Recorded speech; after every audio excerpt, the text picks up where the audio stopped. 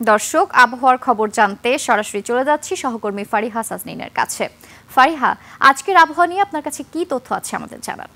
ধন্যবাদ নির্জনা। দর্শক, আজ 30শে অক্টোবর 2025 তারিখে দেশের সর্বশেষ আবহাওয়ার তথ্য থেকে আমরা দেখতে পাচ্ছি রংপুর, রাজশাহী, ঢাকা, ময়মনসিংহ, খুলনা ও বরিশালের কোনো কোনো জায়গায় এবং সিলেট ও চট্টগ্রামের দু এক জায়গায় অস্থায়ীভাবে দমকা হাওয়া সহ হালকা থেকে মাঝারি বৃষ্টিপাত অথবা বজ্রসহ বৃষ্টিপাত হতে পারে এবং সেই সাথে দেশের কোনো কোনো জায়গায় মাঝারি থেকে ভারী বর্ষণ অথবা অতি ভারী বর্ষণ হওয়ারও সম্ভাবনা আছে বলে জানিয়েছে আবহাওয়া অধিদপ্তর।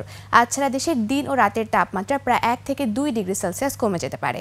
বর্তমানে দক্ষিণ পশ্চিম বঙ্গোপসাগরে অবস্থানরত ঘূর্ণিঝড়টি ভারতে অবস্থান করার কারণে দেশের সমুদ্র বন্দর সমূহকে সতর্ক সংকেত নামিয়ে ফেলতে বলা হয়েছে এবং আগামী কিছুদিন বৃষ্টিপাতের প্রবণতা কমে যেতে পারে।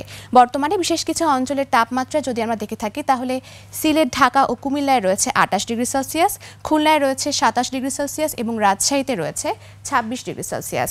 গতকাল সর্বনিম্ন তাপমাত্রা রেকর্ড করা হয়েছে তেঁতুলিয়াতে, যা 22 ডিগ্রি সেলসিয়াস এবং সর্বোচ্চ তাপমাত্রা বরিশালে, যা 36.9 ডিগ্রি সেলসিয়াস। গত 24 ঘন্টায় রাজধানী ঢাকায় সর্বোচ্চ তাপমাত্রা ছিল 33.9 ডিগ্রি সেলসিয়াস এবং সর্বনিম্ন তাপমাত্রা 25.6 ডিগ্রি সেলসিয়াস।